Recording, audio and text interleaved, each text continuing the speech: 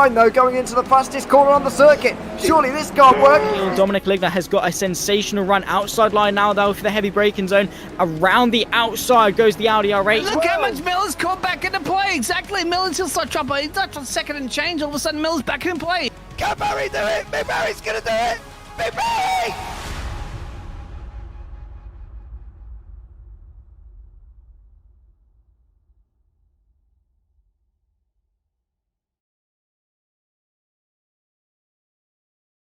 Hello everybody and welcome to Zandvoort for round 2 of the Radical Race Series in 2023. This is season 2 and we're back with the SR8s again after the fantastic opening round we saw at Road America 1 week ago. Another sprint and feature format coming up here for you tonight as we will have all throughout this season here live on the JPB YouTube channel once again. My name's Ewan O'Leary and this time I'm not alongside James Parfitt. For once it's Daan Pepels who will be alongside me here this afternoon and very good to have you alongside me once again, Dan.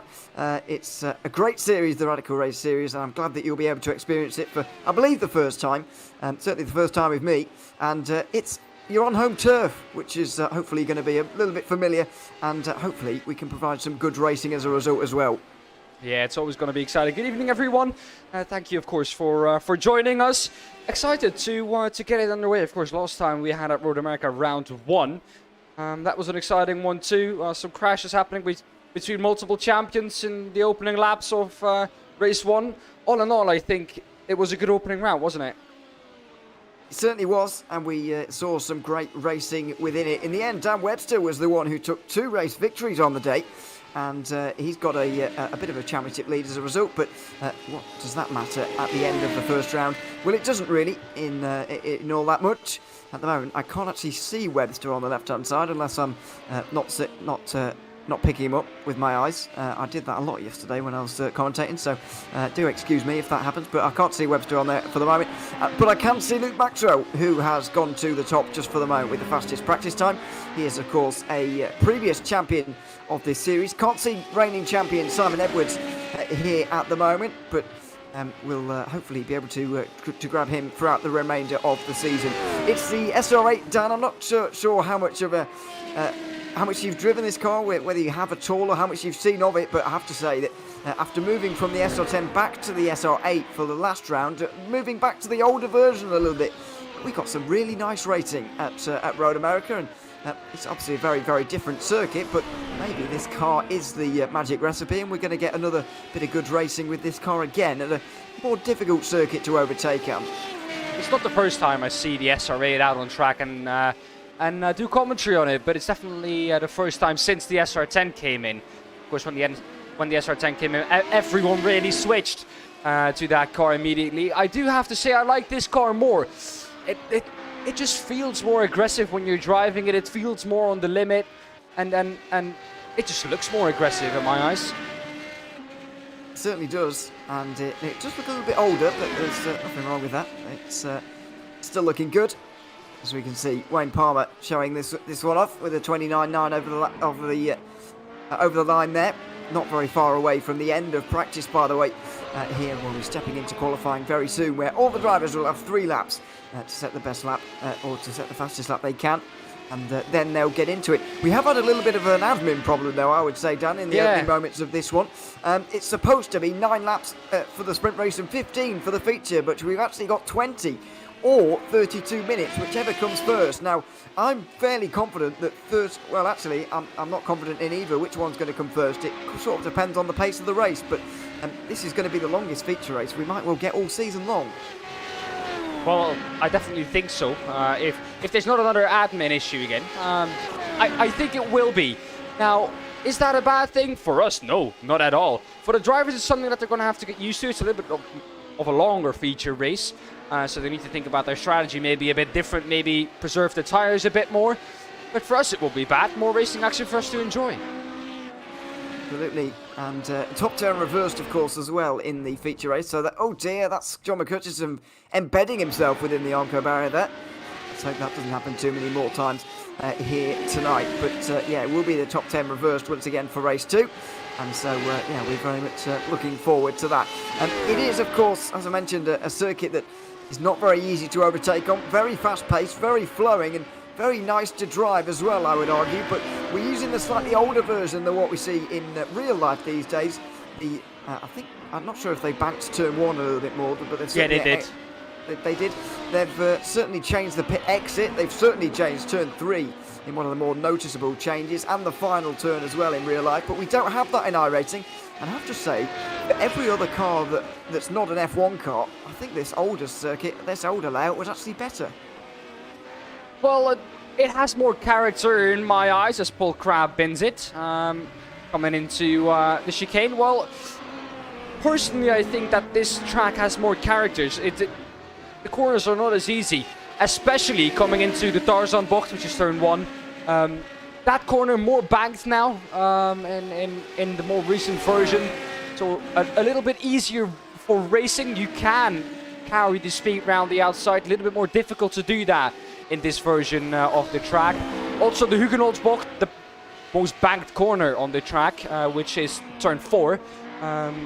That corner, a lot more character in this version. And then, of course, the Arie Luijendijk bocht and the those are the last 2 corners we go to. Also, a little bit more character, just more on edge, really, in these cars. It wasn't as easy flat as it is nowadays, really.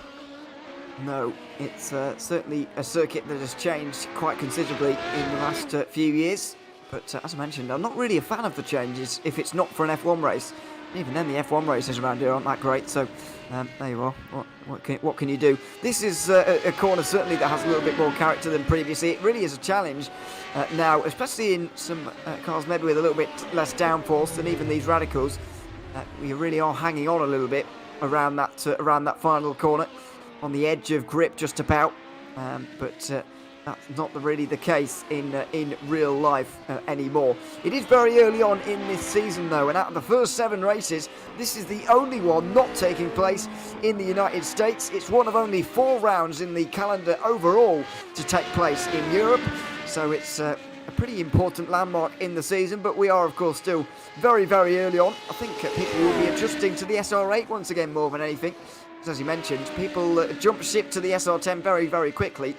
Now we're starting to revert back a little bit, but I guess the drivers won't have had much practice in it over the last year or so. Well, I've driven the car, I think, in 1 or 2 official races when it was still the newest version of the Radical in iRacing. More than that, I really haven't driven the car. It was never a car I liked. For me, it felt like it had too much power compared to the downforce it has. But the SR10, when I started to drive the Radical a bit more, it's actually a really, really nice car to drive. You just have to get the hang of it. And I think back in the day, a year or 2 ago, I was just frustrated too easily. When I spun, I was like, yeah, this car, not my car, don't like it. And instead of improving my own driving style. Here you go. It's the way you think about it a little bit sometimes. I guess, personally, I'm always a bit more motivated to persevere with it when you spent the amount of money you do on cars on iRacing, to be fair. I sort of think you've got to get over it and try and drive it because, after all, you have paid for it. So you've got to persevere with it. Practice over then, and Luke Maxwell tops that one. It will be qualifying coming up next, and 3 laps for the drivers to set their times. The session will be free, and it will be a lone qualifying session for everybody. And so they'll get free track space here, but only 3 attempts. And we always often see, anyway, in these radicals that the longer the session goes on, the faster you get. And the 3rd lap is often the most important and the quickest as well. You need to kind of build this car up as you go along a little bit and then really hit the final lap with a head of steam and then really go for it then. And so that doesn't make the first and second laps redundant completely, but it does put a lot of pressure on that final lap, and it does mean that drivers can't really make a mistake throughout their run because it's almost like a NASCAR oval sort of super speedway kind of build up. You're just kind of using that first couple of laps to build up the speed. You're high up on the banking in this metaphor I'm trying to persevere with, and then you drop down right for the last lap and you really go for it. That's sort of what we've got here in the Radical qualifying sessions, and we'll see who manages it best. But 3 laps is not that long really, and it will throw up a few more surprises maybe than a longer session might. Yeah, well, always interesting. I feel, this car, especially the fact that it's quicker on the third lap. Usually you see cars quicker in the second and the third lap. You already start to notice a drop off in the tires. But let's see what the drivers can do. Of course, I expect big things from loads of these drivers. However, Luke Maxwell, of course, man on pole position last week. Not a great start to his warm-up lap. He's coming into the last two corners. I don't know what exactly happened there. I think he just spun it on power. Yeah, looks like he tried to get the power down out of turn 11 there and couldn't quite keep it on the road. But it didn't really matter in the end because you do have to slow up a little bit for the penultimate turn, and so he's going to be able to get out of there quite nicely and get on with it. Of course, he was fastest in practice as well, it's worth remembering. And that might be an indicator of what is to come over this lap here for Maxwell. He'll make his way through turn 2 and towards 3, which is a lot tighter, as we mentioned, than it is nowadays. No contest as to what line you're going to take. You're going to try and hold it to the inside line as much as you possibly can, and then run through the S's. It's flat out around here, through 4 and 5, and then towards 6, which is a front left tyre shredder, I would call it. Yeah, definitely. So you really are leaning on it. Yeah, that's kind of like also a difficult corner. You have the sun fully in your face there too. We saw that on the onboard lap that we did a bit earlier on. And well, Andy Maxwell, a good lap so far, I would say. You wouldn't can't really see any mistakes yet. No, it's one of those where if it's staying clean and uneventful, then it is going well for Luke Maxwell. He is not going to be the first to set a lap time by far. You can see plenty of others cross the line before we get there, including the likes of Darrell Taylor. Mike Bousson has just gone to the top there. Phil Jocelyn probably going to set a lap time in there before as well. There's Darrell Taylor over the line. Paul Crabb will come over the line as well. Nobody can get near Mike Bousson right now. Although Paul Crabb can, he finally does, with a 1 minute 30.5. But what about Maxwell, who went about 1 second quicker than that during practice? Of course, it's a much longer session to go a lot quicker. But Maxwell not able to really get anywhere near, and maybe that spin out of turn 11 on that warm-up lap is really shown. The effects of it shown there maybe in that lap time. Maybe just overheated the tyres a bit coming into well, his first attempt. Let's see what he can do further on. At the moment though, Paul Crabb in pole position on a 1:30.506. Bad lap time for him. Certainly isn't. Through turn 7 and then 8 goes Paul Crabb, two-time champion of the Radical Race Series back in the first 2 seasons of this championship. No longer the most.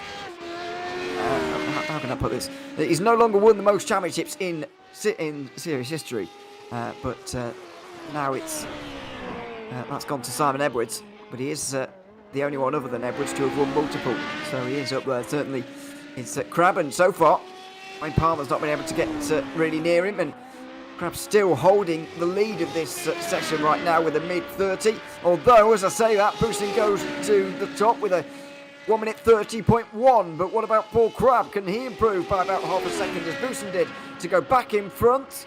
Not quite by the looks of things. No, oh yes, there was a late improvement there. So 129.8, and these are the kind of sessions you get here in the Radical Race Series. It twos and fro's and it yo-yos around right until the very end. Here we go. Now we have our usual qualifying display on the bottom too, so you can see who's purple where. At the moment, it seems like Wayne Palmer is also on a very quick lap as purple in Sector 2. Sector 2 is a difficult one though, Ewan. That's with the skyblock. That's the long right-hander, the left front tire shredder, basically as you called it. This chicane is such a difficult one. It's a lot tighter than you think. It is very tight, and if you ever shoot turn 10 into 11, you'll find yourself in real trouble. Into the final couple of corners for Wayne Palmer here, who did have a couple of purple sectors. Somebody running behind him right now has just taken one of them away, but it does look like this could well be a front row lap time from Wayne Palmer. It's not quite, actually. It will be an improvement, I think. And it is top row. 0.07 of a second away from Paul Crabb. It's very, very close now between the two of them. Palmer has one more go at this, but so does Crabb, and so does Luke Maxwell, who really hasn't got going yet in this session. It is Paul Crabb coming to the end of his third lap now. His last and final attempt. across the line. Can he improve his lap time a bit further? No, he can't. It's just 3.5 hundredths of a second slower. Luke Maxwell, meanwhile, though, across the line. Can he put it to pole? Yes, he can. Does. Well, lap time. Luke Maxwell, when it matters, he produces, and it's by a tenth and a half ahead of Paul Crabb. And it doesn't look like Wayne Palmer. Oh, maybe Wayne Palmer is out there improving, but we'll see. He's already got 2 yellow, orange sectors, I'm afraid, in the first part of the lap, and so it doesn't look like Wayne Palmer's going to be able to get anywhere near, and it is going to be Luke Maxwell again who takes it. John McCutcheon put in a good lap late on there to briefly move up to 8th. He falls down again though, just a little bit further, and there is McCutcheon in the slightly less purple car than he had last season. It does look like he's still got another couple of laps under his belt. Maybe he's got this and one more, I'm not entirely sure. Yeah, he does this and one more. So does Damien G. He's down in 22nd. Need to improve himself a bit. Down the order, Phil Glover, though, just had an improvement to 132.729. That is still, though, 3 seconds off the pace from Maxwell. He will need a bit more if he wants to move up a couple of spots. Damien G. What is he going to do? McCutcheon, though, is purple in Section 1 and Section 4. What is he going to be able to produce? Well, it looks like a better lap time here, and possibly on the front 2 rows, I think, at the very least. If not, a little bit more. Around the final corner he goes, and towards the line now for John McCutcheon. He will be on top. Oh, he will. A 29.6. And that looks like it could have been with his second lap time. And so he's got one more. And with nobody to challenge him, this is almost a lap of honour for John McCutcheon here. Because he's got 300ths right now. It could be more by the end of the session. Seth Brown also improved his lap time, a 130.950. Moves him up into 16, but what a lap time from John McCutcheon. Does it when it matters.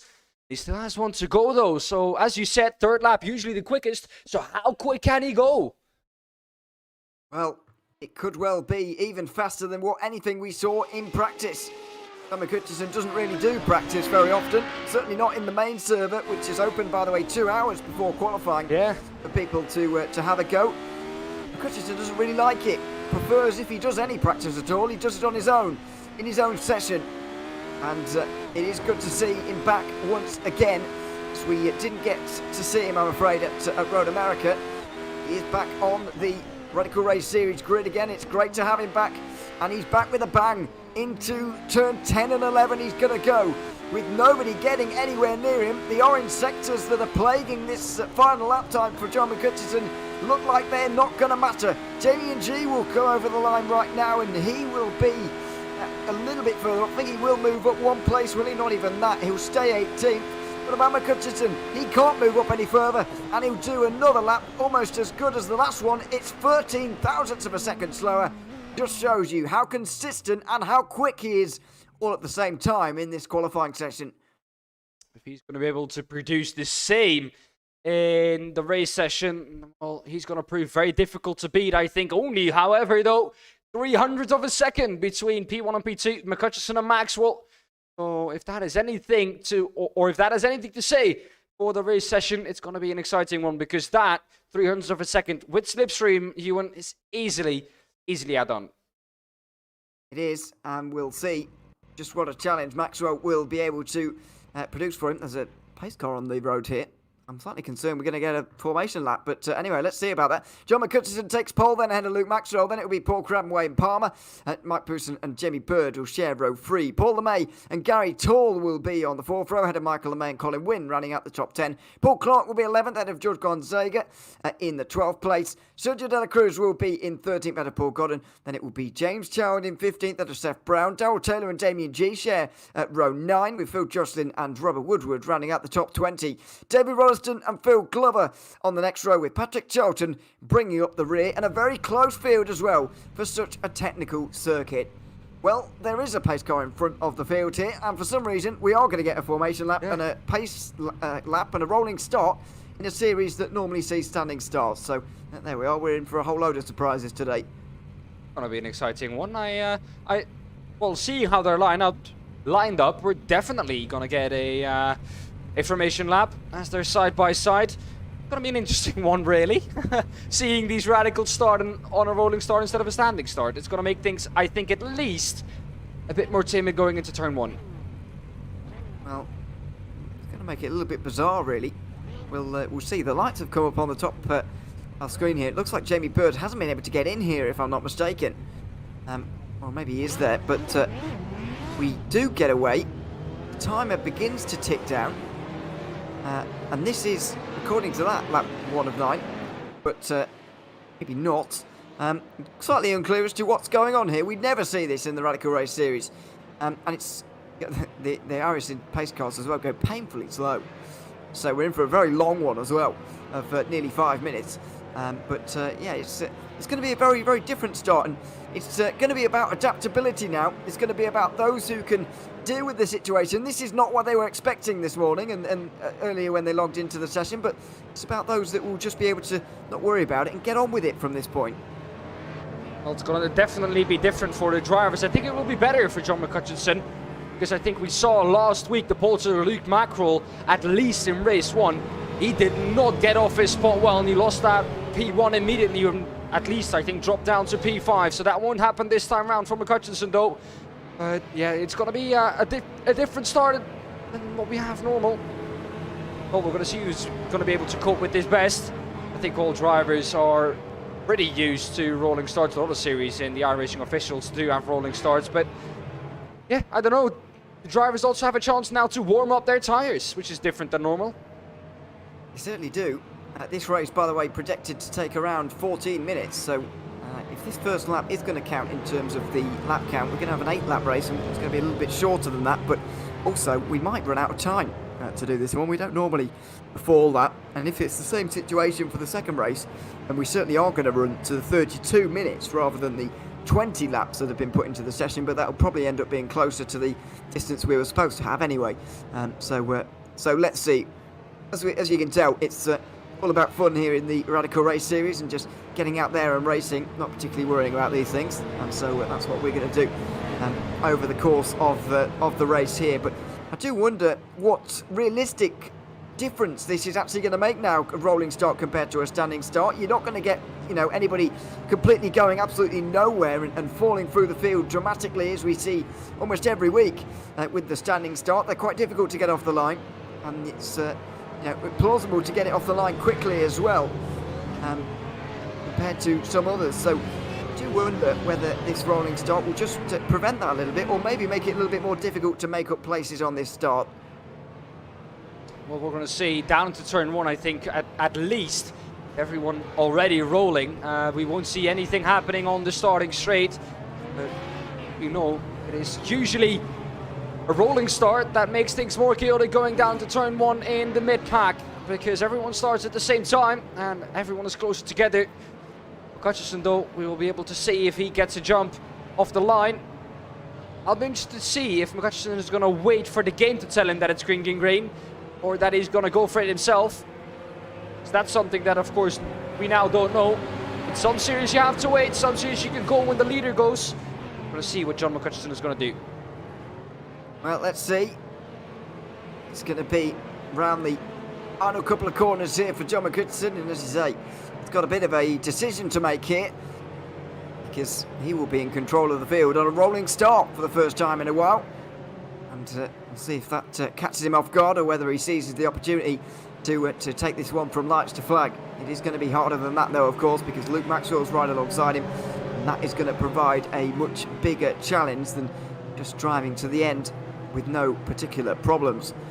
Pace car will pull in, and we will be underway for this race. McCutcheon goes immediately, no waiting around.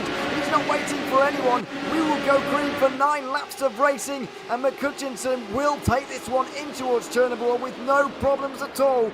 Luke Maxwell will get into second ahead of Paul Crabb, and it's single file for the first 5. Gary Tall and Paul LeMay, who are the first 2 fighting. It's side by side between the 2 at turn 2. Very close. Inside line for Tall, but it's LeMay outside round for LeMay, who goes for a spin and goes all the way down the field. LeMay, not the start he was hoping for. John McCutcheon, though, got an absolute barnstorming start, and he is gone 0.5 of a second already for him. Here he is in the lead of the race. A little bit further back, though, it seems like Paul LeMay. Robert Woodward also has had an incident. He is all the way down the field too. Here is Paul LeMay. There is Robert Woodward. Seems like both cars still in good shape though, so both cars able to continue. That's good news, but not good news if you see what I mean, all at the same time. Don't want to see LeMay down the order, of course, after that. Oh, hell breaking loose in the midfield there. Darrell Taylor involved. Oh, my word, and it really is breaking loose here. More wide briefly there. Damien G was involved. Paul Godden as well. Oh, Taylor was certainly in it. Oh, and there's a really disjointed rear wing for Godden, as that's Rolleston having a real bit of problems on the grass as well. There's a lot to pick through here on this opening lap. It's very chaotic, and there's a number of rear wings out of place as Graham Brown has gone around at turn 10 and 11. Well, Brown down to 20th place. This is what's happened in towards turn 8, which is the real big talking point so far. There's a lock-up in front.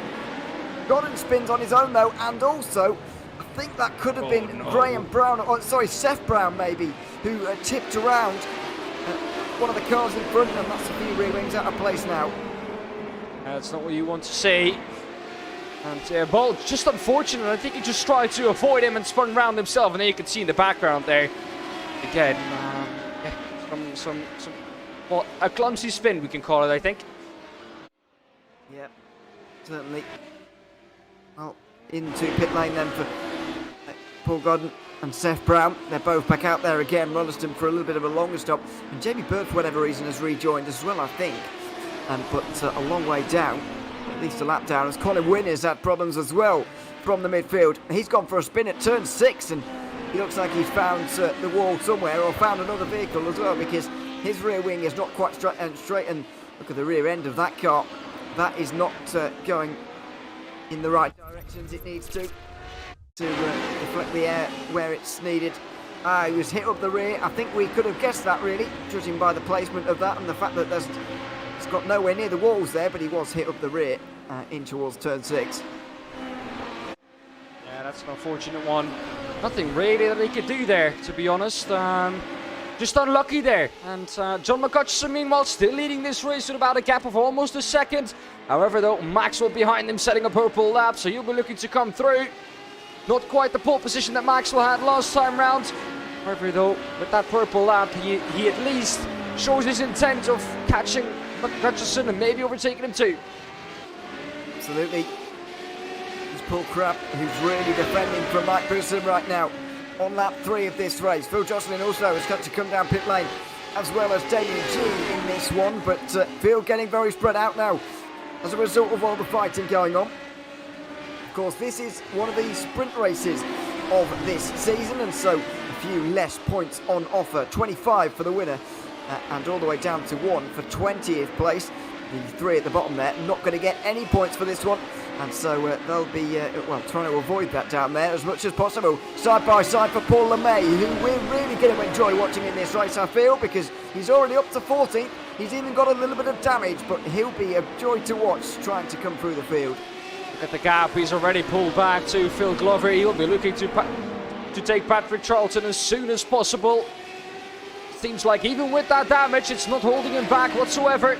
He's still going for the moves he would go for normally. Seems like the performance of that car doesn't seem to be hurted too much by that.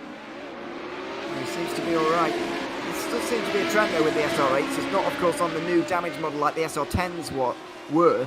And so, you know, it looks a lot less realistic, unfortunately. The rear wings, well, put it this way, carbon fibre does not bend like that in short.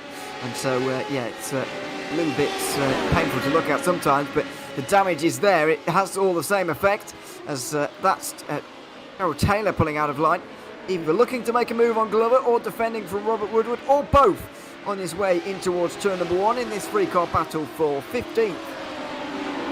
Well, we'll have a little look at what exactly happened. Phil Jocelyn, here we go. This is him. This was already a little bit, well, later on. Did he crash together with Damien G is my question, because it seems like, if we look at Damien G, oh no. Well, did they? Maybe. I think maybe. Oh, maybe Damien G's had to separate you there. He's gone back to the pit lane. Yeah, I'm not sure really. They may have had contact previous to that, but although Damien G's car doesn't actually look that damaged at all, really. I don't know. Well, He jumped back to pit lane. He did not continue that race. Maybe too far back for his liking. I don't know really. Someone who's not too far back for his liking is still John McCutcheon. 4 laps done, coming onto lap 5 now. On to the 5th lap, excuse me. The gap about 8 cents. Maxwell is closing this down. Keeps closing this down by about a tenth or two a lap. It's not going to be enough. And it's McCutcheon now with the fastest lap. Yep, it was Luke Maxwell with the fastest lap last lap, but as the fuel burns, they're getting closer to qualifying times again. A 29.7 from McCutcheon is just a couple of tenths of a second away from what grabbed him the pole position and the prime position for this race here in race 1 at Zandvoort. Silvio De La Cruz here on the back of George Gonzaga in the 8th position.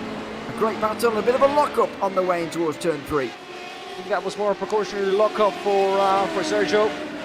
Seemed like that rear end of that Radical SR8 wanted to step out a bit. Luckily for him, though, it didn't. Continue his way. Lost a little bit of time, though, to Gonzaga ahead of him. Doesn't seem to be an issue. You can catch that back up again. This is a battle I think we will look forward to in the next, lap or so. Martinez looks to eye him up here, and he looks to be a little bit quicker too. Towards turn 9 they go, and this is even more interesting. A lot further back, but a lot more cars involved here as Phil Glover tries to fight off the likes of Darrell Taylor, Robert Woodward and Colin Wynn, who are all on the back of him right now. Woodward looking racy. He's on the outside line of turn 9, but he's going to go for the cutback line really rather than hanging it all the way around the outside. He'll be down on the slipstream and in towards turn 10, maybe going for this, not quite. He will stay back and follow through. Fastest lap, last lap though from Luke Maxwell, and he's not quite letting John McCutcheon get away.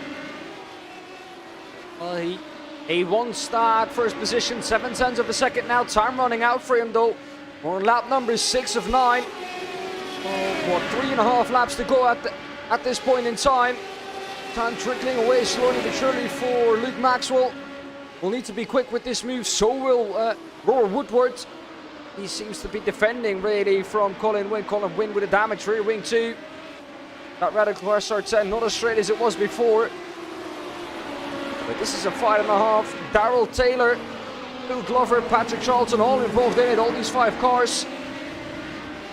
This is really the point where fighting is going on. Also a little bit further up the field too. Sergio Martinez De La Cruz, Gonzago and James Shield also involved in this. This is a battle for PA. Now, the biggest gainers you see now on the left-hand side are, at the moment, I think Patrick Charlton up 9. Yeah, nice job from him. From the very back, of course. He's done well to get himself up inside the top 15 for now, and he's gotten himself away from that group being headed by Phil Glover right now. He's really trying to fight off the likes of Taylor, Woodward and Wynn, who once again are going side by side pretty recently. Over the line again for the leaders, and it's going to be 3 laps to go here at this moment. Maxwell closes by another 2 tenths of a second. It's another fastest lap of the race, and very close to what he managed in qualifying. But it's just difficult to get close to someone at a circuit like this when there are so many corners, and he will be feeling a bit of the effects of the dirty air in front as well. Interesting to see there, 2 really different lines from the 2 drivers going into turn 4. It seemed like the line from McCutcheon worked a little bit better, got a little bit more of a swing out of that corner, basically a slingshot out of that corner. Into the time on exit. Meanwhile on entry though, Maxwell gained time, so both drivers driving very differently here. Seems both drivers a very different driving style in the car. Still under a second, but it's at that painful distance where you are within a second, you're almost within touching distance, but you can't quite get close enough to even attempt at making a move. It'll be penultimate lap next time. And further behind, there are lots more overtakes happening. Robert Woodward still close behind those in front. Patrick Charlton has now actually been caught by the likes of Phil Glover, as Colin Wynn has fallen off the back of them. Woodward once again trying at turn number 8. He seems to enjoy it going through here. And in towards 9, he's going to go for it on the inside line as well. He will make it through once again. He's up to 16th place in front of Darrell Taylor. And that was a long time coming in the end. Looking quite a while though to make that move, maybe a little bit too long. See what he can do. He's now in the middle of the pack. He's now behind Glovers. Let's see if he can make that move. Get closer. At the moment, seems like though Taylor not going to give this one up without a fight. Still within 2.5 tenths. And that's enough coming onto this straight though if you want to make a move at the end. A little bit wide from Woodward as well through the final corner. Better line from Daryl Taylor. He might be able to get down the inside here at the first corner, although he'll be benefiting from the slipstream of the two in front, and that's not going to do Taylor any favours there. And so we'll stay behind just for now. The only drivers battling inside the top 10 right now, by the way, are Paul Clark and Sergio de la Cruz. This is for 7th place, and there's a bit of a train forming here. George Gonzaga has fallen back a little bit now as a result, but James Child is catching them up. Michael LeMay is closing in as well in 11th place, and that is all important, of course, because the top 10 will be reversed at the end of this race, heading forward into the longer race too. And so you really want to find yourself inside that top 10.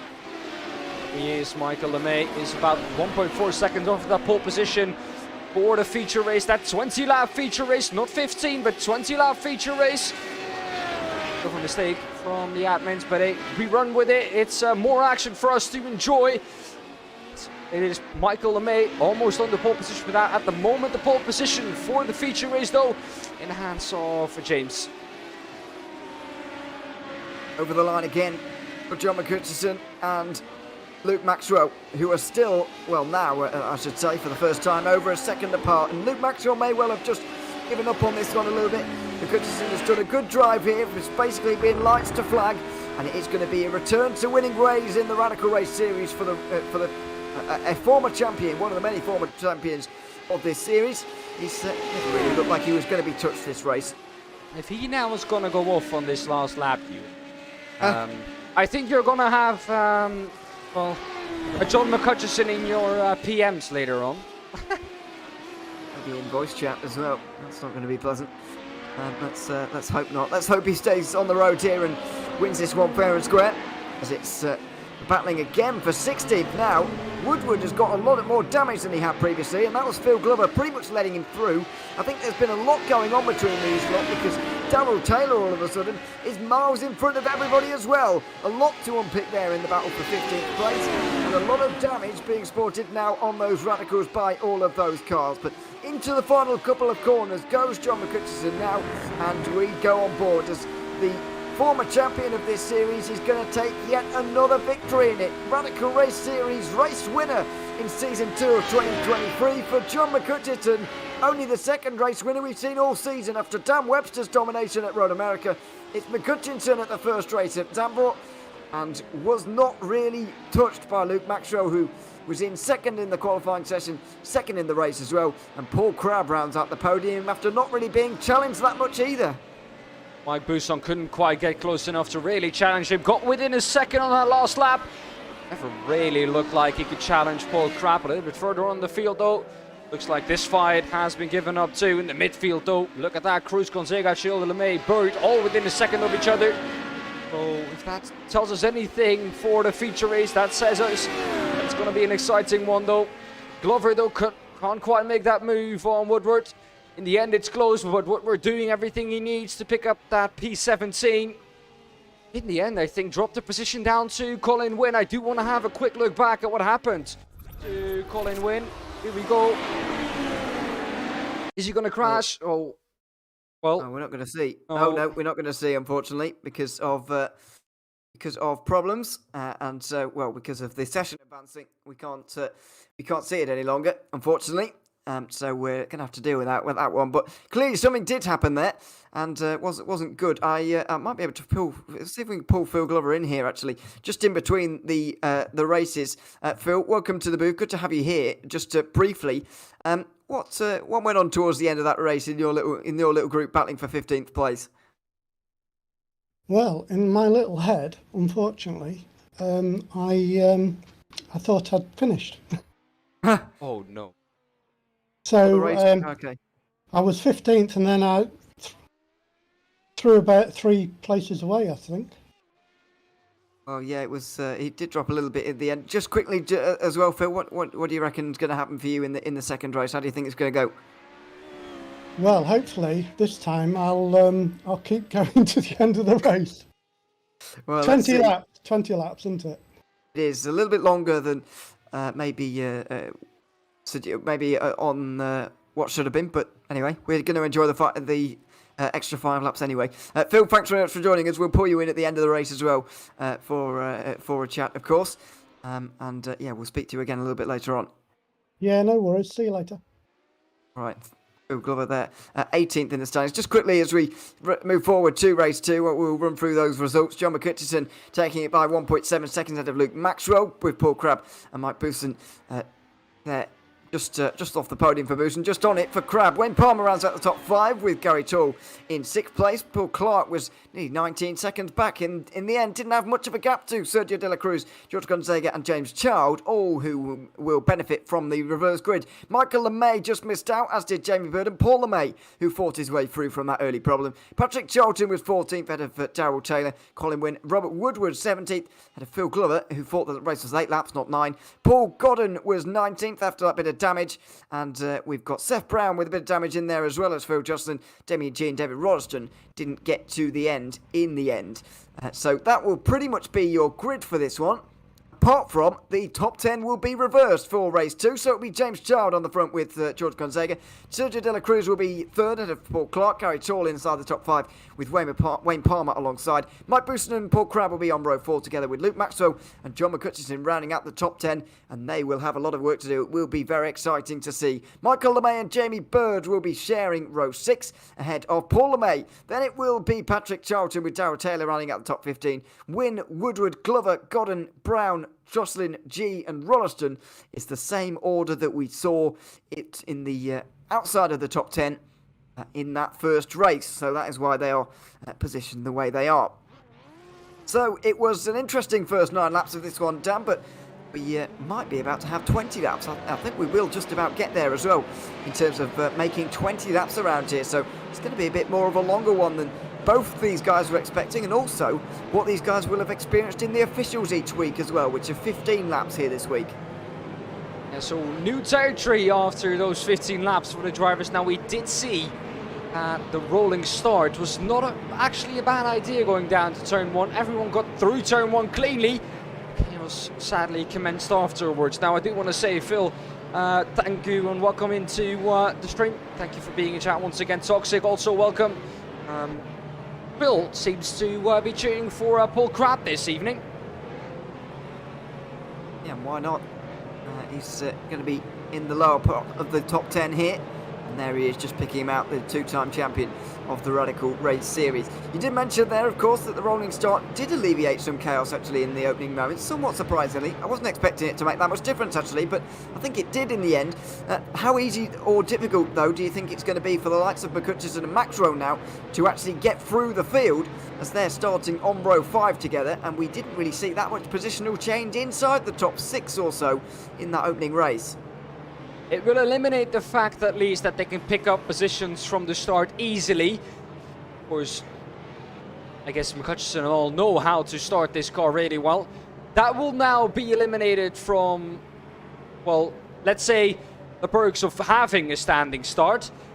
They will now need to do all the work on track during the race, so no easy overtakes from the start on. They will have to do all the work during the race session, overtaking on track and not from the starting position. That's going to make life a little bit more difficult for the drivers here this evening, especially McCutcheon, Maxwell, Crabb, Bousson, Palmer, all these drivers coming through to the front of the field. However, though, it also gives a chance to James Childe and George Gonzaga to really try and, well, make headways in those early stages of the race. Absolutely. And it looks like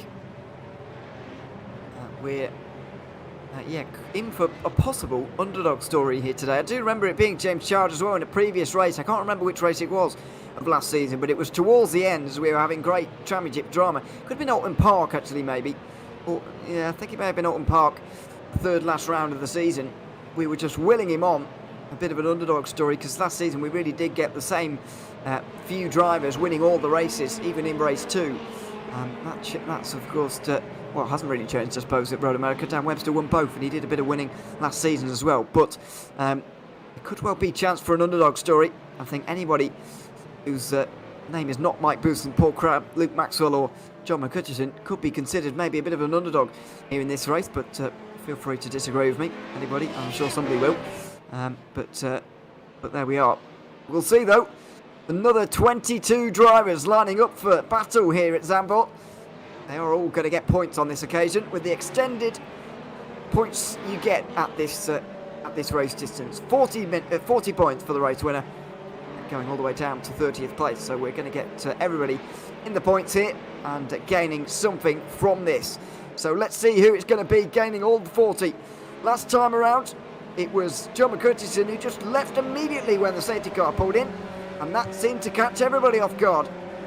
Now, is James Child going to do the same here on the inside line of the front row? He seems to be really slowing them down and backing them up here, just so that when that safety car goes into pit lane, he can go when he wants to. And at the moment, he's going to leave it a little bit longer. He'll wait until they almost get to the line and removes a bit of an element of surprise. With 3 wide in the mid-pack, though, as Patrick Charlton goes steaming through on the inside line. Mike Bouson's on the very inside up on the curb, and they all get through at least inside the top 10 here. They're still side by side going up towards turn 2 as Bouson pulls into line. It's Charlton steaming down the inside, and Wayne Palmer going in towards turn 3 now. Still side by side between Palmer and Crabb now, as John McCutcheon just follows them in behind.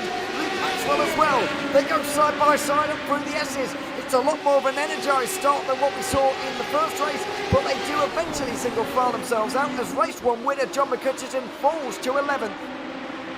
Seems like everyone is through cleanly after those first opening corners. McCutcheon trying to find his way round Maxwell again. Luke Maxwell defending stoutly though. Down the inside now goes McCutcheon. And he has that move done again up into 10th. Not too bad. James Shield leading this way though, ahead of George Gonzaga. There it is. Front 4 single file, but Mike Bouson's making moves already. Gary Toole is going to be the next victim, and it looks like Bouson's into the top 5. McCutcheon's up 2 places as well as he takes Palmer and Maxwell on this opening lap. And by the way, Patrick Charlton has had one of the starts of the century here. He's up at least 7 positions, I think, early on here, maybe 6 in this one. There he is, 7 positions. And he was the driver steaming through the middle on that start, who was making it 3 wide. As through the penultimate final corner, we've got Colin Wynn off the road. We've also got Palmer off into the grass as well. He will lose a load of places as a result. He'll drop to 12th. Dear me, it was a clean opening lap or so. Opening few corners, but towards the end of the lap, it went wrong for a few. That was a tricky one there, but luckily both of them got through and can continue their way. James Shield and George Gonzaga at the front of the field, like I said, trying to make some headways now, not fighting too much. Pedro Martinez de la Cruz also trying to stick onto the back of the 2 out front. Paul Crabb, Gary Toole, Mike Bousson all making moves here. So is John McCutcheon. He's up into P9 now, trying to clear Charlton now. Charlton a bit deep. That makes McCutcheon go in deep, and that gives Maxwell a chance to get past. Oh, it's close at turn 8 between the 2 of them. They're very close to contact. And in towards turn 9 it will be the same. Round the outside for Maxwell, who looks like he's going to get this one. Jamie Bird just behind, who's going to try and follow through. He started from the very back as well. Or a little bit further back, I should say. Down the inside of McCutcheon he goes. Oh, it's very close in towards turn 10. Very stern defending from the Scotsman, and he'll retain the top 10. That was very close between the 2 of them. They make it through though. This has been an exciting opening couple of laps of this race.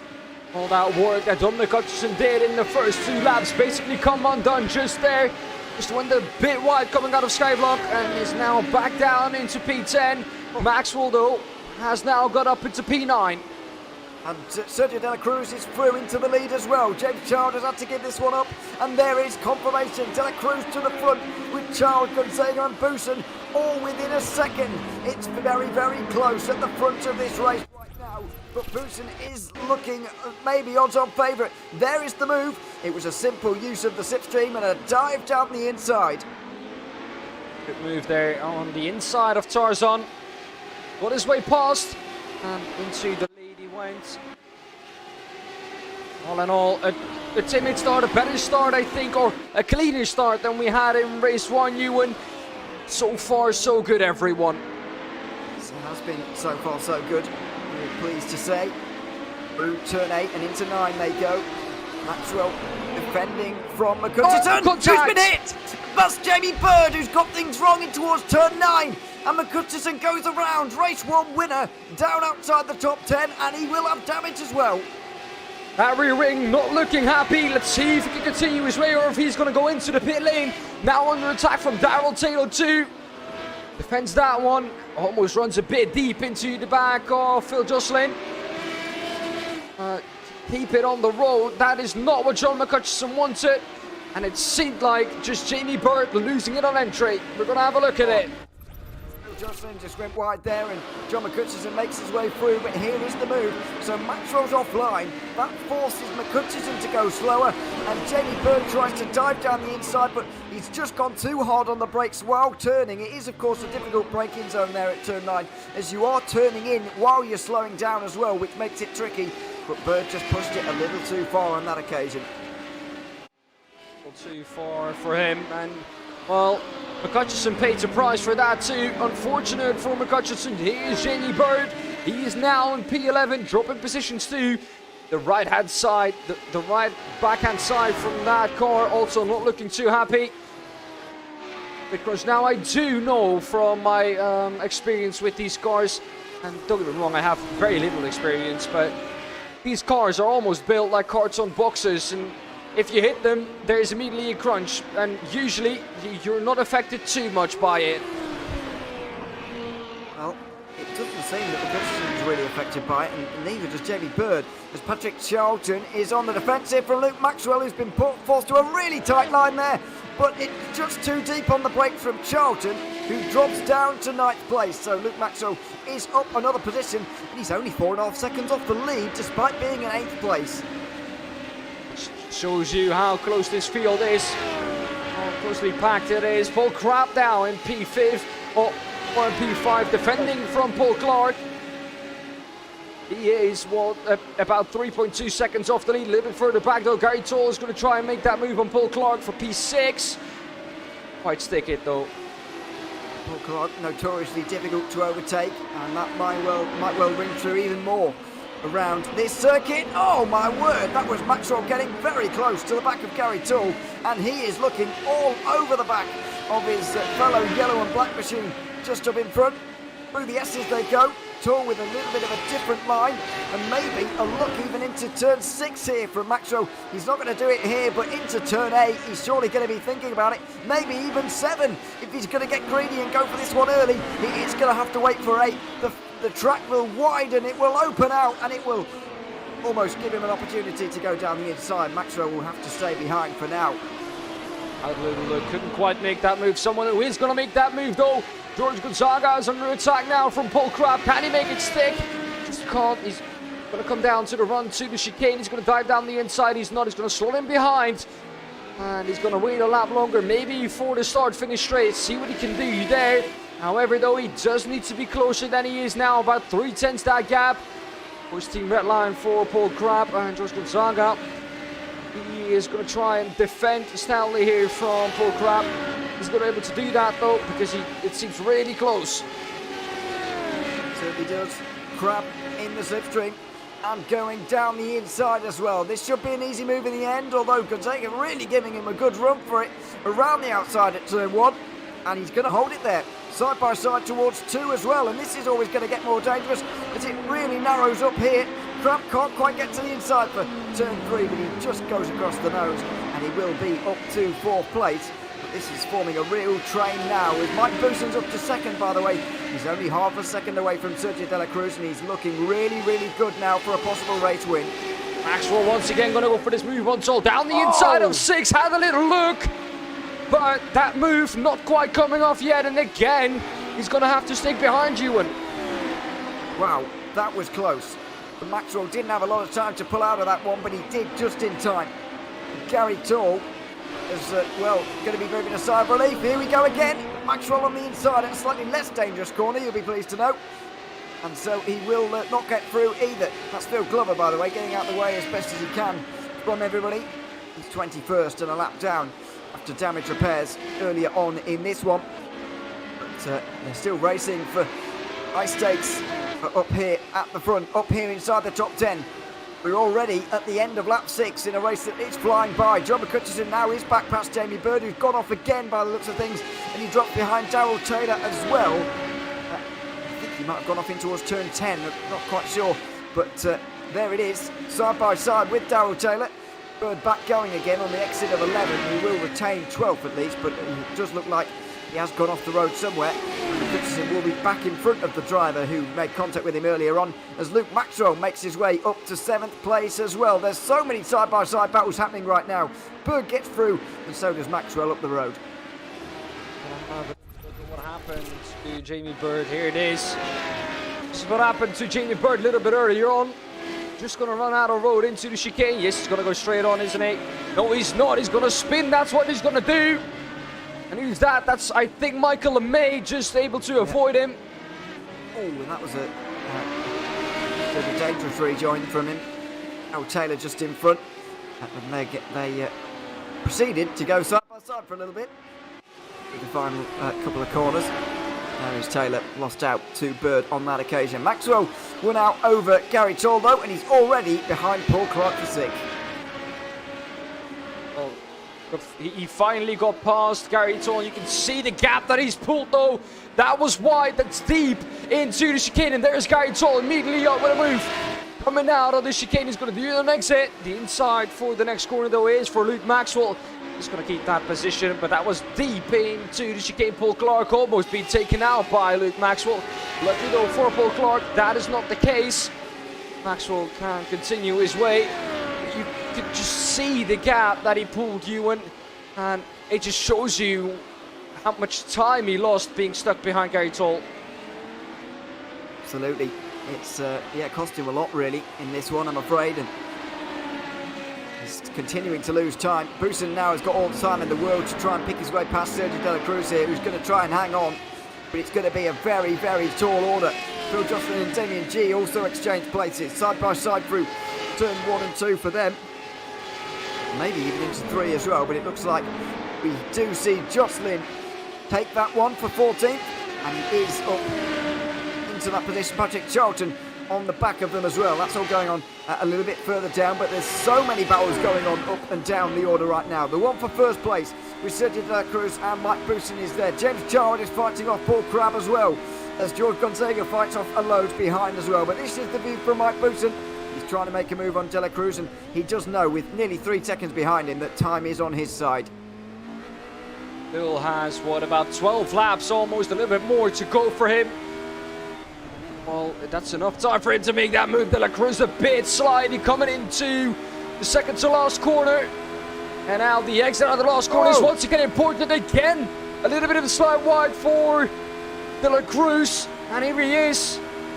It seems like Boussin is already passed.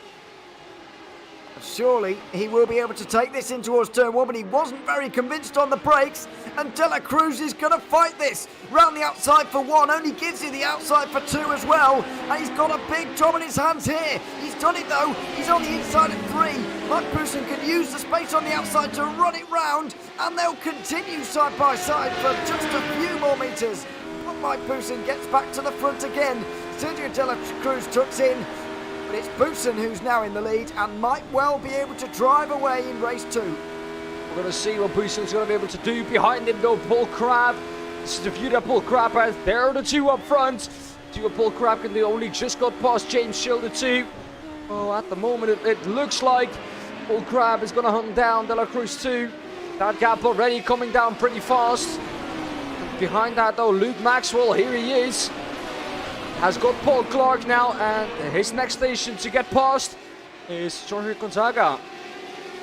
So, Maxwell through on Clark, and that's not an easy feat to accomplish. I think many drivers from this series will know Clark is a very, very difficult driver to overtake, but Maxwell has done it now. And of those who did well at Road America, Maxwell is probably doing the best of them. De La Cruz is having a good race. He was 6th in points after the first round at Road America. Maxwell was only 5th, but Webster's not here. Paul LeMay had that issue in the first race. Jamie Bird has had issues in both of the races so far. Robert Woodward has spent most of the day even outside the top 20. And so it is very much Maxwell's in terms of a championship lead at the end of this one, you'd imagine. He's having a decent day here so far as John McCutcheon closes in on Paul LeMay. Luke Maxwell closes in on Gonzaga for 5th position as well. There's been so many battles so far in the first half of this race. It's been quite remarkable, really. I thought for a second earlier on in this race that this might be a race where we're going to be limited by time, but it is not going to, well, it seems like that is not going to be the case. We're just, 4 minutes for the end, or before the timer runs out. We'll probably finish this race with 20 laps. This is John McCutcheon. So unfortunate at the start of this race. Of course, had that coming together on lap 4 or 5, I think. Gonzaga, Maxwell though off the road. There you can see it. Someone's upside down. Maxwell's on his roof, and I've jinxed him. Apologies. Luke Maxwell, and he's just been avoided by Jamie Bird as well. He's had to go back to pit lane, and Luke Maxwell has gone from good day to bad day very, very quickly. This is how it happened. Gonzaga just in front, Maxwell clearly quicker, clearly working his way through the field. He dives in at turn 8, which is totally within his rights, of course, but he loops it. He gets hit by Gonzaga, who's blameless, really. Maybe that second one is a little bit blameful, but Maxwell's so unlucky to end himself in that situation. What can he do? Here he is, upside down. But quite a camera angle, that. Well, we're going to take a look on board now with Luke Maxwell. Here he is. Going to take a look on board with him. This is what you can see from his point of view. You can see it here. Coming through. Oh, turn 8 now. Yeah, there he goes. Then he gets hit on the rear and then he's upside down. Nothing really he can do from there. It's just hope you don't get hit. Just don't you love how unbothered the iRacing driver is in sim? He's totally fine with the fact that he's upside down at the moment. But there we are. Guess the spotter's Australia. Maybe he is too. Maybe he's comfortable with it. Don't know. But Luke Maxwell is back down on pit lane at the moment. Not sure whether he will be returning again. However, he is in the interview waiting room right now, so I am tempted to pull him in and have a quick chat with Maxwell to just get a little bit of a view as to what. Oh, he's gone. I think he might be going back out there on the circuit again. So we can't chat to him just yet, unfortunately. We might have to do that at the end of the race. Maxwell's out. Maxwell's out of the race. Well, it's showing that, but he's not in the interview room anymore. So we would like to have a chat with him, but he's gone. So that is unfortunate.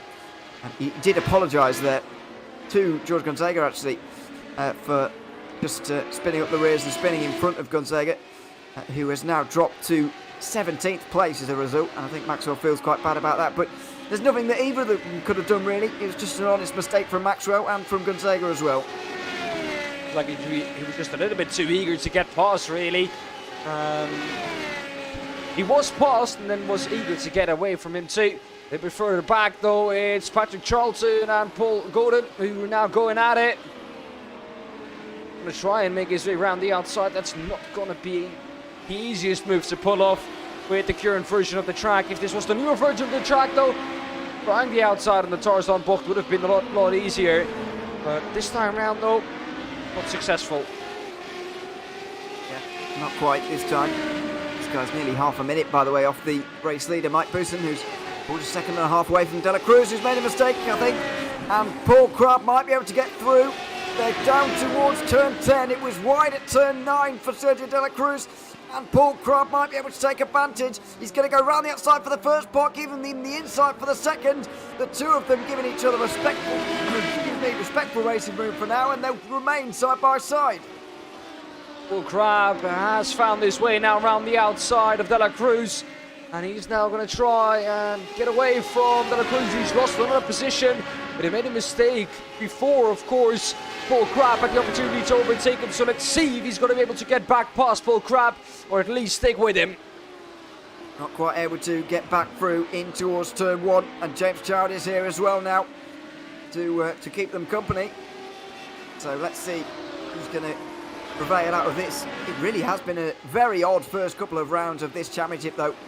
The top 5 in race 2, the top 3 in both races at Road America were the same, which really happens very, very little in the Radical Race Series. It was Dan Webster, Paul LeMay and Jamie Bird. All 3 of those have been spent much of today outside the top 10. Jamie Bird has just got through now, as you can see. seconds ahead of Darryl Taylor. But even so, it's very, very different. And the three we have in the top 10 right now are pretty much nowhere in the standings as a result. So a very, very bizarre day indeed. And a very bizarre opening couple of rounds of this championship. But this is what we get with the SR8s. I have to say, we've had fantastic racing. For a circuit I don't normally enjoy that much because of the overtaking difficulties you get around here, I've enjoyed this because it has been possible and the racing has been good in these cars. That was a painful one. You just said you don't enjoy a Dutch circuit. That one hurts a bit. In my heart, I have to say, Ewan, being Dutch myself. This hour, or this track, however, well, what, 2 hours away from me, driving to this track. So actually, well, Spa-Francorchamps and Circuit Zolder are closer to me. So I count those two as my home tracks. Those two Belgian tracks, and Zolder, of course, being closer than 7 minutes away from me. So if I want to go and have a track day at Zolder, I could do that easily. But whereas, of course, Circuit Zandvoort here, not Zolder. And Darryl Taylor is going to try and find his way past Jamie Bird. However, though, a little bit more difficult than, or easier said than done. Let's put it like that. He's going to try and make his way around the outside again. Had a little look to the inside. That was covered off by Jamie Bird. Stay though. Good defending here from Jamie up ahead. It is. Remains top 10. Taylor remains behind. These two seem quite well matched actually, and this may be where some of the frustrations with Zandvoort may come in terms of overtaking, because when you are very similar in terms of pace, it does get very, very tricky to make the move from this point. But as I mentioned, the SR8s have produced great racing so far today, and that will no doubt continue in the final 6 laps of this race. It's a little bit longer of a feature here today in the Radical Race Series, and it looks like we will be seeing them to the conclusion of it as well, judging by the time. It'll be the longest race of the season, quite possibly. We'll see what happens at the North Side, of course, as those race distances are yet to be determined. But for now, it is going to be the longest race of the season. And for now, it's also Mike Bousson leading this one ahead of Paul Crabb, although I think Crabb may be making some inroads there, just over 2 seconds between the leaders. Not a lot anymore there, you can see it. 8/10 in the last lap. That's a lot if you can be able to gain that every time round. We might well see a battle here come the end of the race. Well, that would be exciting. Let's see if Crabb can quite get that.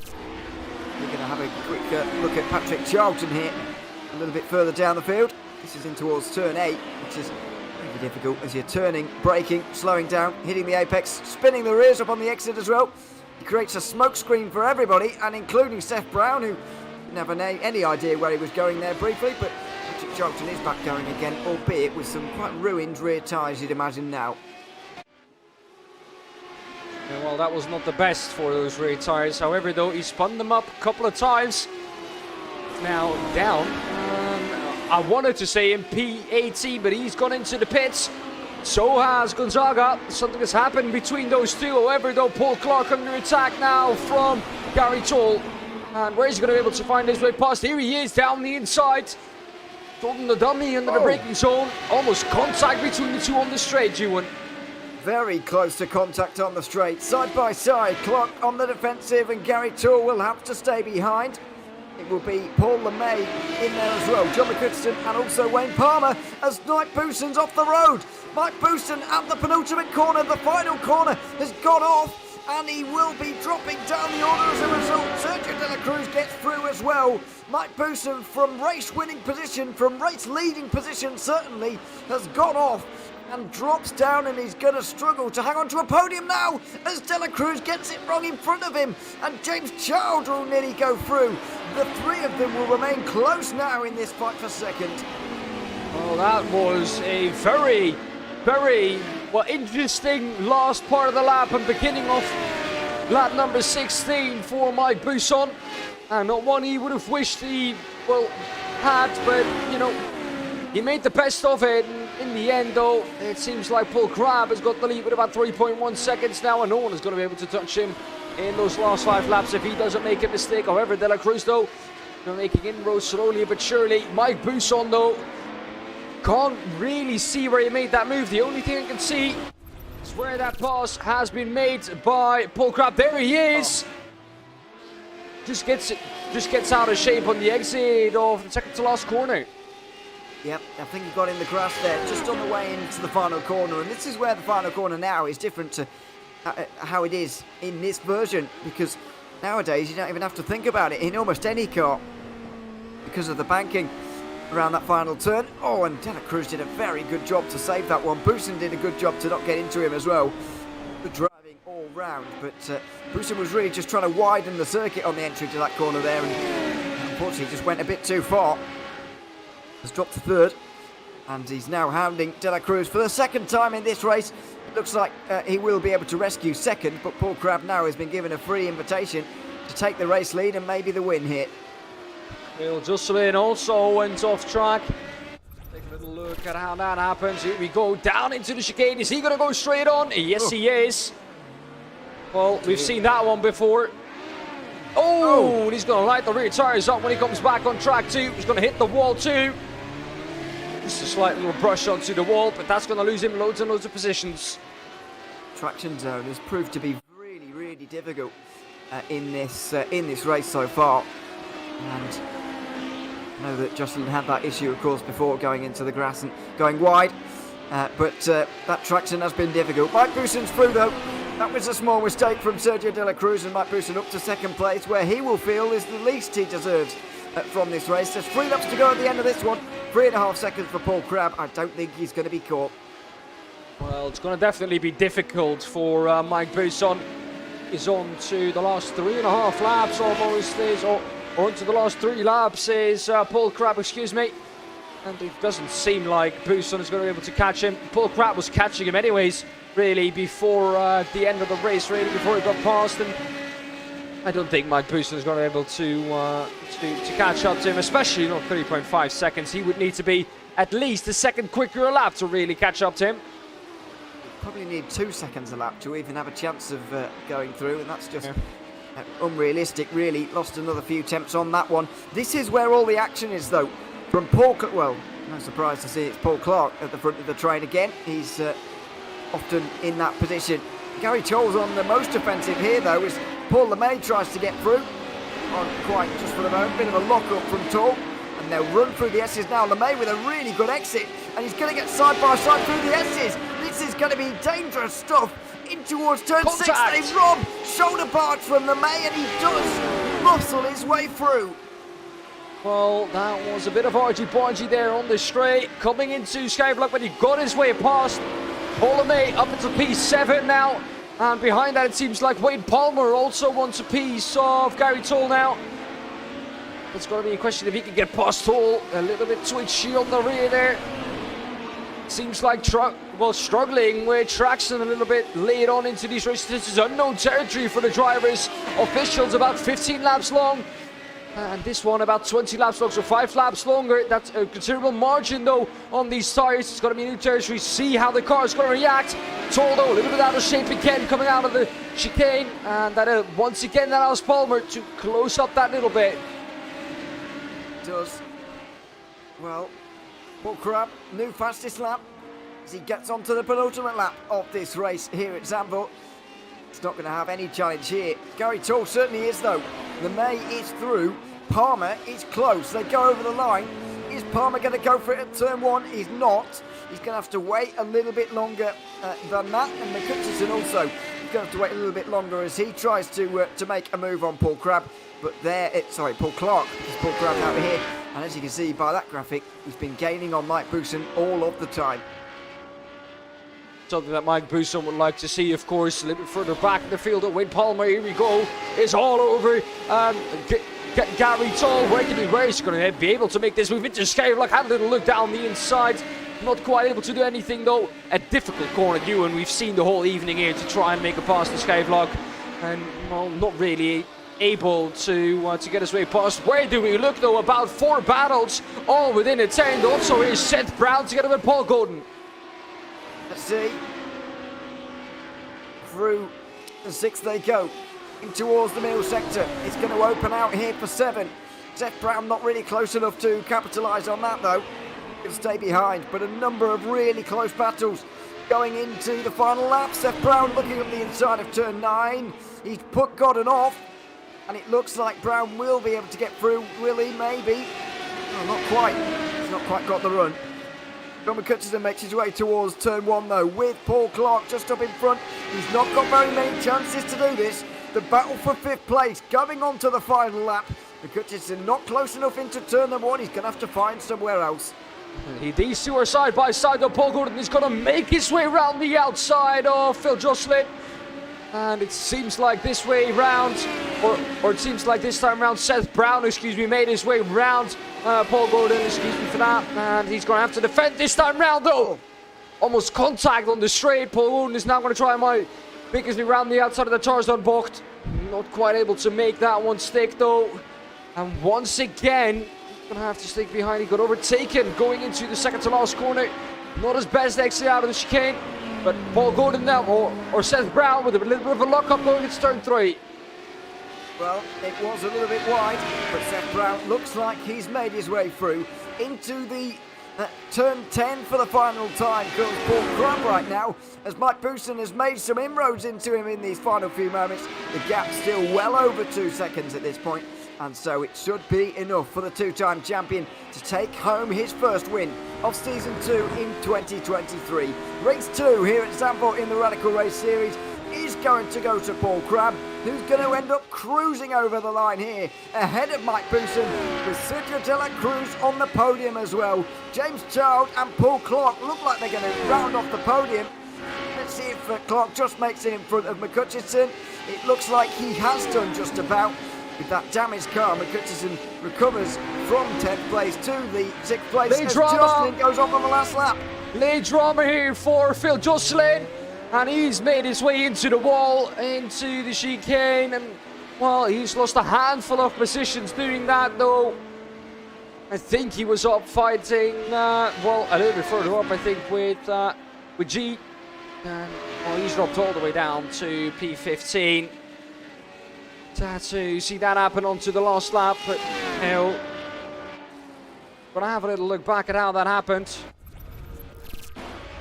Here we go. I think just misjudged his braking zone. Yeah, way too late. It's just it by miles. Oh, that's not the same one, is it? Oh, that. No, this is the one the lap before. That's the one from earlier. Yeah, that's is not it how this he. one? But I'm guessing he did a very similar thing. And that's that's him spinning. Getting things wrong on the way here we go. Out of the corner. Here we go. Let's see. Now this looks like it's going to be it. It's way too late, and that's not even close to being, on time braking there. No. It's just way too late. Yeah. That's not the best showing for Phil Jocelyn. Seemed to be struggling all evening really with that corner. He's made his way through and lost 2 positions with that. To Paul Gordon and Seth Brown, who get past. Go back to live pictures. Here we go, everyone across the line, and Ewan, I think we can safely say that was an action-packed round really here at Zandvoort, where we didn't quite expect it on this track.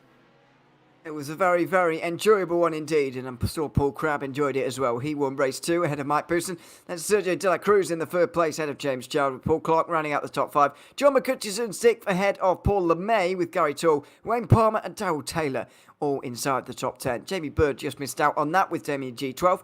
Paul Godden in 13th ahead of Seth Brown. That's Phil Jocelyn and Colin Wynn, the final drivers on the lead lap. Phil Glover and George Gonzaga did manage to get to the end, albeit 1 lap down. Many of the others down lower than that did not make it to the end of the race. Pretty sure it was only 18 that made it to the flag there. Patrick Charlton, Luke Maxwell, Michael LeMay, Robert Woodward and David Rolliston all finishing multiple laps down at the end of that race here at Zandvoort. Well, sorry, go on. Well, Ewan, I think we can safely say that was an action-packed race, and I think, if I may say so, and an even more chaotic round, definitely in race 2, because it was longer too than we had at Road America. And to be honest, I did not expect that at this track. No, I didn't quite expect it either. We'll see if Paul Crabbe did. Let's grab him for a bit of an interview now. Paul, welcome to the booth. Good to have you here. Race 2 winner. Just tell us a little bit about whether you really expected to be able to do that and just how it unfolded throughout those 20 laps. No, I was not expecting to win that.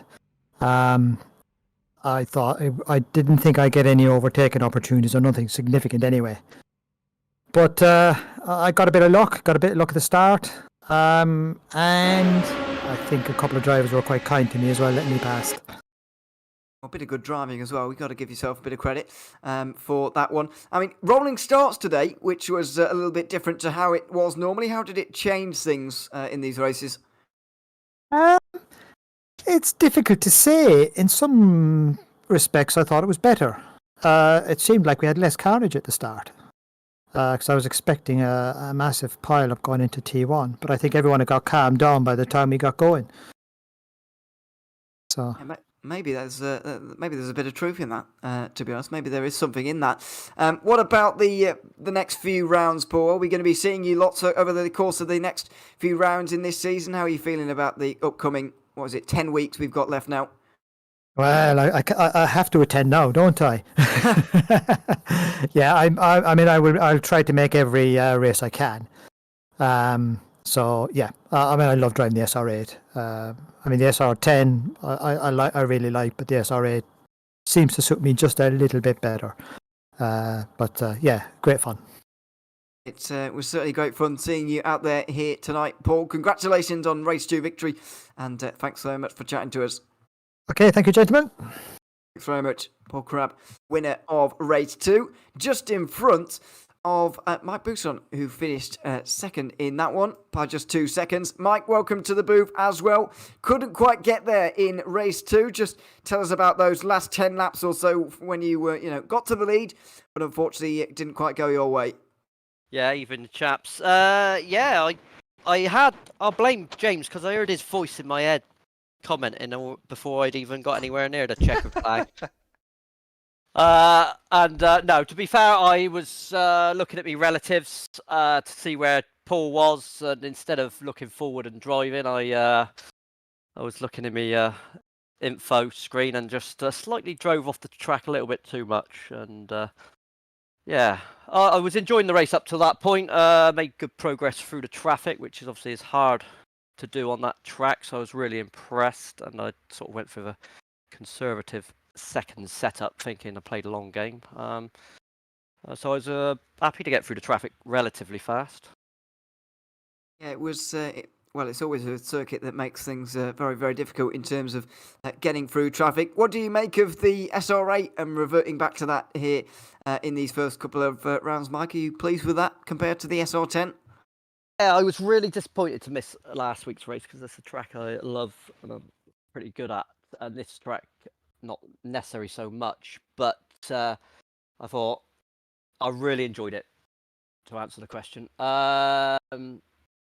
You forget how fun it is when you've been in the SR10 for a while, which, don't get me wrong, we've all adapted to it and, have some fun with it, but the SR8 just puts that instant smile factor back on your face. Absolutely. It seems to be very popular among a lot of the drivers. So yeah, and good result for you tonight. So congratulations on that, Mike. And we look forward to seeing you again throughout the season. Brilliant. Thank you very much. See you soon. Thanks very much, Mike Bousson. Second place here today in race 2 of this round at Zandvoort. And just behind that was Sergio Dela Cruz, who joins us now as well. Sergio, welcome to the booth as well. Third place in race 2 here today at Zandvoort after starting up front. And you were leading for a little bit of time as well. Did you think that you could maybe hang on in that one? Or did you know that a podium was maybe the best result you could get? Hello, guys. To tell the truth, I knew that at some point these guys would overtake me because I didn't have the pace. My qualifying position was my real pace. But I guess I was lucky during the races. I didn't get into many problems, and that's why I was at the front. But yeah, I knew something weird would have to happen for me to win the race. So when Paul passed me, I didn't want to try to overtake it too quickly because I knew the guys at the back would try to catch up. So yeah, I'm happy. Absolutely, it's a nice podium. And how are you finding the first couple of rounds here? How did you find the rolling start as well, by the way, here today for Zandvoort? Paul Crabb said that it might have just stopped a little bit of chaos happening that might have otherwise happened down in towards turn 1. How did you deal with the rolling starts? I was a bit surprised and I was a bit scared at the beginning because the only time I do rolling starts is in NASCAR and you know what happens there. But probably here it was a happy mistake because the grid positions were so close. I think a regular start would have been chaos probably. It might well have been, so maybe a blessing in disguise. But there we are. We'll never know. It worked out pretty well for you, though, I guess. Podium here tonight, Sergio. Congratulations on that, and thanks very much for chatting to us as well. Thank you, guys. Thanks very much for joining us there. Having a bit of problem with Discord there, but we'll also bring Phil Glover in for a bit of a chat post-race as well before we sign off. Phil, welcome back. How was your race 2 in that one? Yeah, it was a bit unfortunate, really. There was an accident in front of me, so I couldn't really avoid that. And then somebody hit me from behind and put me on my roof, so I had no option but to take a tow back to the pits. So by the time that had happened, I was well out of contention. But to be fair, I think I was reasonably on pace actually. Once I got going again, so I enjoyed it. But it's a shame I was so far back, I guess. Yeah, it's always difficult to be motivated, I guess, when you're already a lap down or whatever it was, a long way back at that stage. I'll ask this. I know I've asked this to 2 people already, but I'm trying to get a bit more of a view from a driver's point of view. What was the rolling start like here today in terms of? Well, I don't know about less chaos because Paul Crabb seemed to say that it maybe did cause a little bit less chaos, but you did get caught up in an incident. So how did you view the rolling starts tonight? Yeah, it's all about timing, isn't it? And because we don't practice it very often, you end up trying to think you've got enough space and then you floor it. And then you've perhaps got a good run on everybody and then you've got to slow down and then you're worried about the person behind it, not expecting you to brake. So it was quite hairy, actually, that start. But I mean, I don't mind the safety car, but all it does is add a few minutes to your day. Really, there's no real benefit in doing it, to be honest. It's the iRacing pace car drives really slowly as well. I don't know what's. You just wouldn't do that in real life. It wouldn't drive that slowly in real life. So no, I didn't speed them actually up a look at bit. what speed we were doing, but I reckon it must have only been doing about 30-40 mile an hour. It can't have been fast. Yeah, it can't have been. And which it's the same. Which, to be fair, is flat out for me. It's just a lot slower than real life, really. And it's not just a Zandvoort thing, by the way. It's everywhere. The iRacing pace cars and safety cars just drive really, really slow for whatever reason. I don't remember them ever being quite so slow as that, so I don't know whether they've slowed them down or not. I don't know. I commentated on a race last weekend or the weekend before with safety cars within the race, and I seem to remember them being really painful because of how slow the pace laps were, and that was not at Zandvoort. So I feel like it might be an iRacing wide thing, but it's very painful, whatever it is. As you say, it does add a few minutes to your day. Yeah.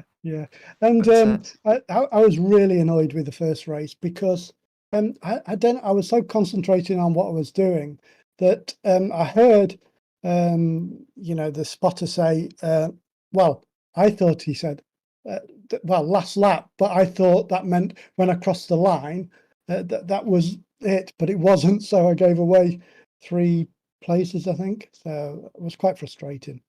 But yeah, these things happen. I'm sure it's happened to all of us at some point in sim racing. So there we are, and real life as well, to be fair.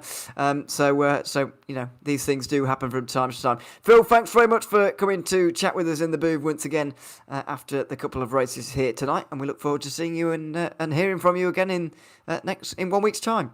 Yeah, and good to see a new commentator on, Dan. Absolutely. It's nice to be here once again covering for James, who's away and might well be back next week. On another holiday, I think. We'll see if he's back next week. I think he will be. So we'll see. But if not, then I'd imagine Dan will be here again. So there we are. Thanks very much, Phil. We'll chat to you next week. Yeah, looking forward to it. Cheers and bye. Thanks very much, Phil Glover there, who's always up for a chat at the end of the race. But that's it, Dan. That's our races for tonight, and it's been a very enjoyable couple of races as well here in the Radical Race Series. A great series to jump on board with. It very reliable in terms of providing action for you in the evening. Yeah, definitely. I enjoyed it, and of course, being on home turf added to that enjoyment to this track. Always, well, a good one for me. I love this track. I love Zandvoort. The only thing that I don't quite like about it is the fact that, yes, you pointed it out a couple of times already. Overtaking is so difficult here, and yeah, it's you know, you have to get over the fact that overtaking is difficult, and then you will really enjoy this track because it is really in every car just a thrill to drive. It is. You can race close, overtaking is an issue, but like the speed you can carry through some of these corners is like amazing. Sound like you're tired of me saying Zandvoort's hard to overtake on. Yes. no, of course no. You know, it's just the truth. You know, it is how it is. Like you cannot not see the fact that like drivers were stuck behind the driver ahead for multiple laps because they couldn't get past anywhere. Yeah, I do see what you mean. I don't quite understand personal attachment to particular circuits, though. I've got to be honest. In terms of, well, maybe it's just because I don't have a particular attachment to any circuit in particular. I'm more than happy to say any circuit's bad, really, even if they're in England.